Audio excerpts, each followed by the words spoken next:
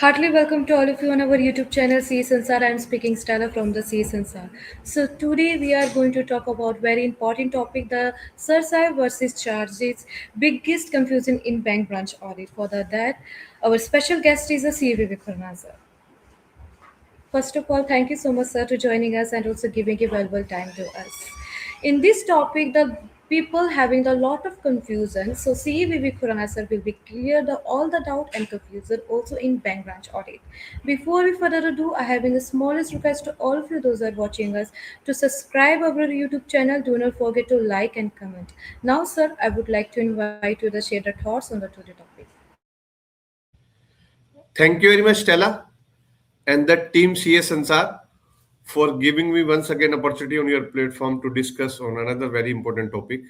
And I was recently giving a lecture in the Jabalpur branch, and there was lots of confusion about the Sarsai, but due to shortage of time, I was not able to discuss in detail.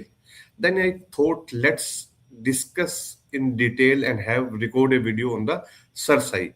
And even as you said, there are biggest mistake are lots of confusion amongst the auditors about the Sarsai and the charges regarding the advances of the banks.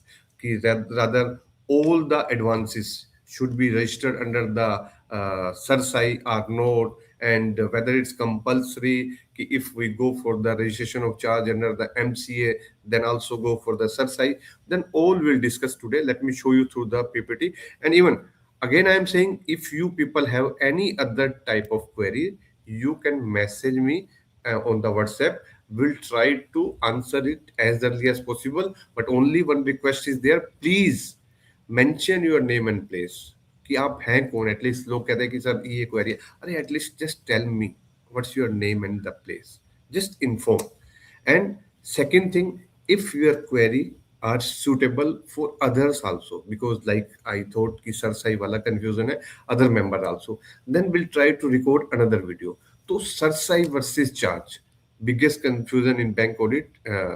So one disclaimer is there: all these are my personal views and can't be construed to the views of any other person and any other authority, and don't take it any legal opinion or the legal advice, professional opinion or the professional advice. And the purpose of this video is just to spread knowledge, information, and shall not be treated in solicitation in any manner or for any other purpose whatsoever.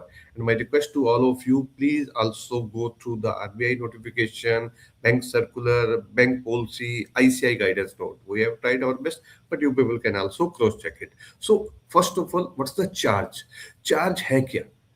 Like कहते हैं कि charge create कर दिया. तो charge is basically A legal right created by the bank या financial institute on the borrower's assets in favor of lender. Means when some borrower is taking loan from the bank, then they have to give some assets like collateral. तो bank create the charge. तो वो charge क्या है? वो right को करता है in case of default. तो bank have the right for on these assets. So for the, it's basically for the secure payment of the loan itself. So charge जो है, either it can be fixed or it can be floating. Like fixed on some specific asset like plant, machinery, that's the fixed charge. And floating means that can be changed. जैसे ये भी एक confusion था whether it's on CC charge should be created. Yes, of course, that's the floating charge. Means you can say that stock. उसमें ये नहीं होगा कि इतनी क्वांटिटी है, इतना स्टॉक है या इसके ऊपर. No, that's changing. वो उसके ऊपर वो फ्लोटिंग चार्ज है बैंक का.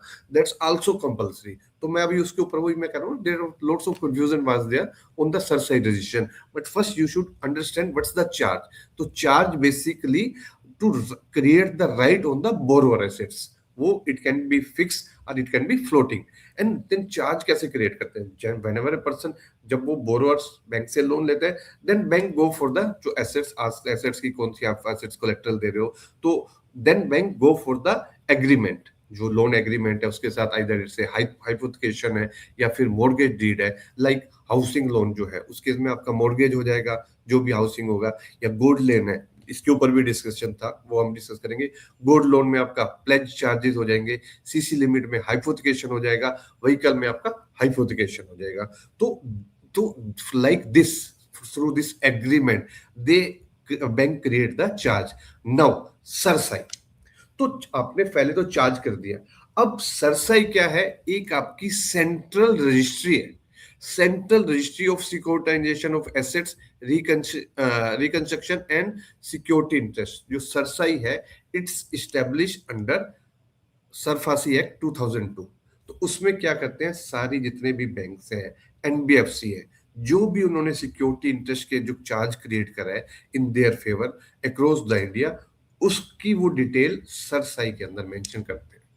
And it's compulsory for either it's individual borrower, either the firm और द कंपनी। तो एक अगर लेमैन लैंग्वेज में, मैं लास्ट में भी आपको बताऊंगा कि अगर हम कहें कि अपने बोरोवर की जो एसेट्स के ऊपर जो चार्ज को आपने जो एक अपना लीगल राइट क्रिएट किया कि इन केस ऑफ डिफॉल्ट तो बैंक हैव द राइट, तो वो आपका चार्ज हो जाएगा। और चार्ज को अगर आपने उसके अंदर डिटेल मेंशन कर दी सरसाई के अंदर, तो that's the registration of the transaction with the CERSAI. Then जो सरसाई है वो आपका एज पर सरफासी एक्ट है, उसके अंदर मेंशन है कि ऑल सिक्योरिटीज इंटरेस्ट, यहाँ पे कहीं भी नहीं मेंशन आपका कि कोई इमूवेबल है या मूवेबल है। All security interest created in favour of bank, financial institution are required to be registered. Means all loan, whether security charge is created, must be registered with the SARSAI. Then next, तो purpose क्या है इसका cerci में registration का? सबसे पहले purpose तो है कि आपकी मल्टीपल फाइनेंसिंग, क्योंकि एक बार आप उसमें सरसाई में रजिस्ट्रेशन में डिटेल करोगे, क्या होगा, आपका बोरोवर्स डिटेल, लेंडर्स डिटेल, क्या सिक्योरिटीज है, क्या अमाउंट है, वो रजिस्टर्ड हो जाएगा। तो एक बार चार्ज रजिस्टर्ड हो गया अगर सरसाई के अंदर, तो borrower can not take loan from multiple bank. तो बेसिक पर्पस इज प्रिवेंट है मल्टीपल फाइनेंसिंग।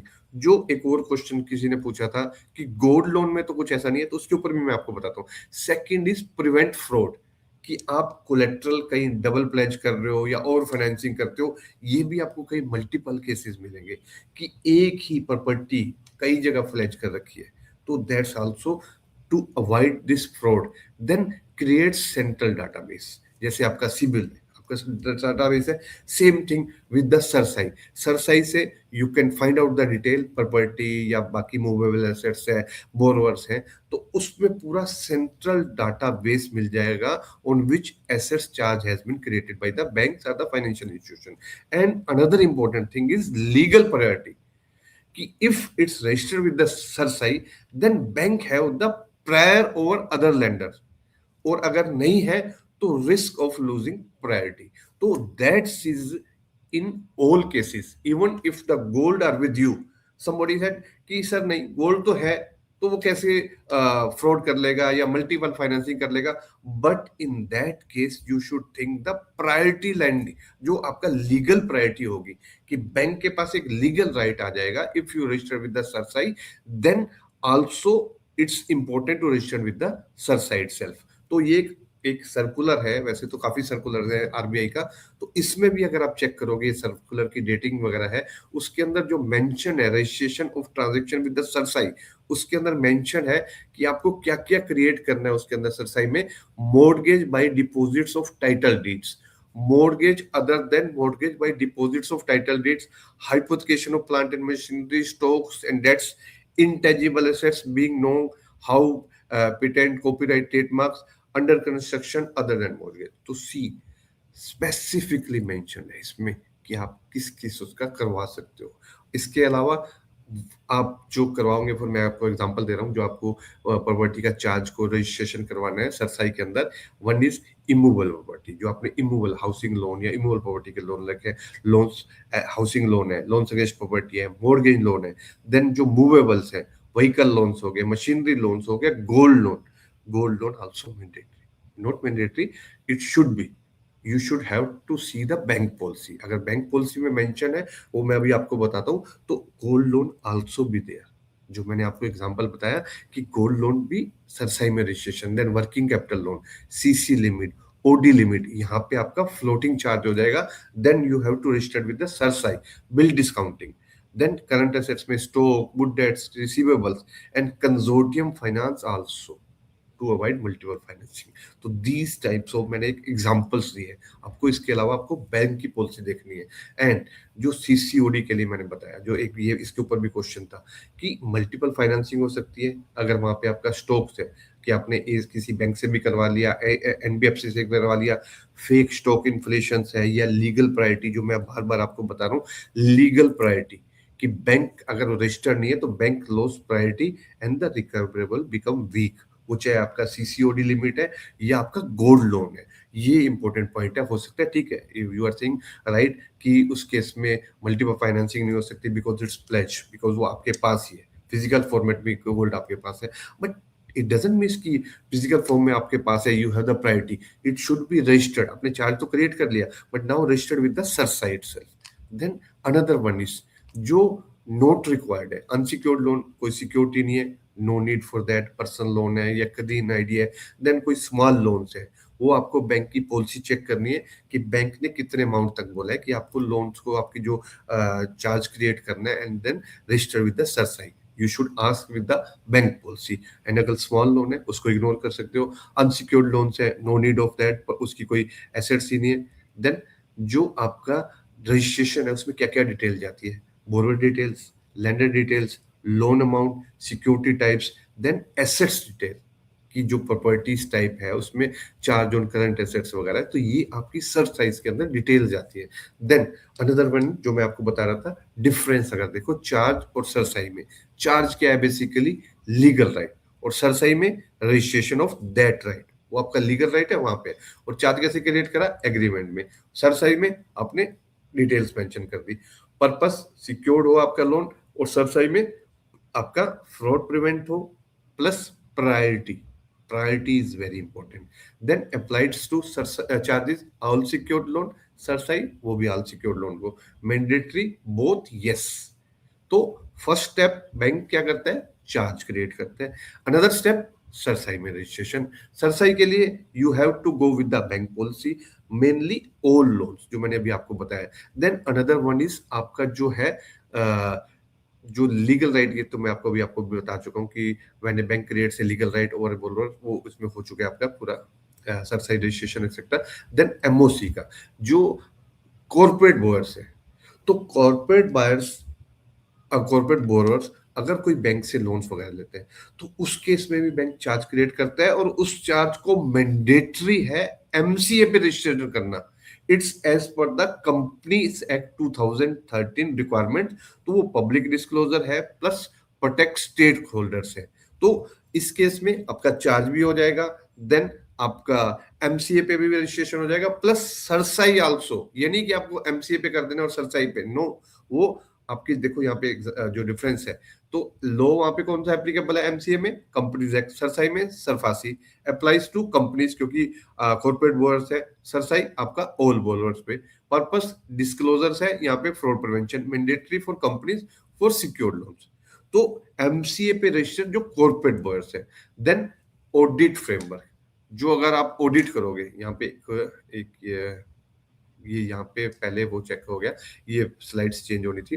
तो पहले आपको चेक करना है एज ए ऑडिटर, जो स्टेप बाय स्टेप है। तो ऑल लोन्स की सरसाई, आपकी बैंक पॉलिसी चेक करनी है, whether it's applicable on own loans, या उन्होंने स्पेसिफिक मेंशन कर रखा है नहीं फ्रॉम दिस अमाउंट्स है, तो आपको चेक करना है। गोल्ड लोन के केसेस हैं, सीसी लिमिट के या अदर्स केसेस हैं, तो whether charge has been created, whether CERSAI में रजिस्ट्रेशन हुआ है या नहीं हुआ है, या फिर एमसीए के अंदर। All three things you have to change. Then what you have to do, then अगर आपका कोई पॉलिसी ब्रीच है, कि कोई पॉलिसी है बैंक की, उसके अंदर पॉलिसी ब्रीच है, then you should mention as in the LFAR, plus MOC भी आप उसका क्रिएट कर सकते हो। But there are some systematic issue. Then LFAR के अंदर आप स्ट्रॉन्ग पॉइंट दो, माइनर माइनर केसेस है कोई, तो डॉक्यूमेंटेशन कर लो, उसको अपने आप पास रिकॉर्ड कर लो। प्लस कोई फाइनेंशियल इम्पैक्ट है, उसका कोई फाइनेंशियल इम्पैक्ट हो रहा है, देन सी कि आप उसको क्वालिफाई कर सकते हो। एंड लफार के अंदर तो दे विल आस्क यू कि वो सरसाई में रजिस्ट्रेशन हुआ है नहीं हुआ, वो स्पेशली पॉइंट्स हैं। और उसके अंदर वो भी पॉइंट है डेफिशिएंसीज का, वो भी आपको डॉक्यूमेंटेशन के ऊपर भी मेंशन है, that you have to mention. तो दिस इज रिगार्डिंग योर, जो आपने कहा biggest mistake regarding CERSAI and the charge कि when you have to create the charge and when regarding the registration आपने करना है MCA की साइड पे.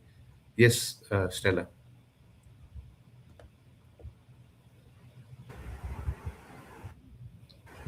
First of all, thank you so much, sir, to joining us and giving you valuable time. Hope those are watching us they understood very well and cleared the all overall doubt. Again, I'm saying if you guys having any doubt, definitely you can message the CBB Khurana sir on WhatsApp and please mention the name and place as usually sir said from the starting. And also, please don't forget to like, share, comment, and subscribe. Thank you so much, sir, to joining us and also the people. Once again, my sincere thanks to Team CS Ansar. And even if you have any query, you people should mention in the comment box. We'll try to reply and also motivate these people. Like the video, subscribe the channel, and during bank branch audit, you have any other query, you people can message me, but only mention your name and place. We'll try to reply as early as possible. So thank you very much. Bye bye. Take care.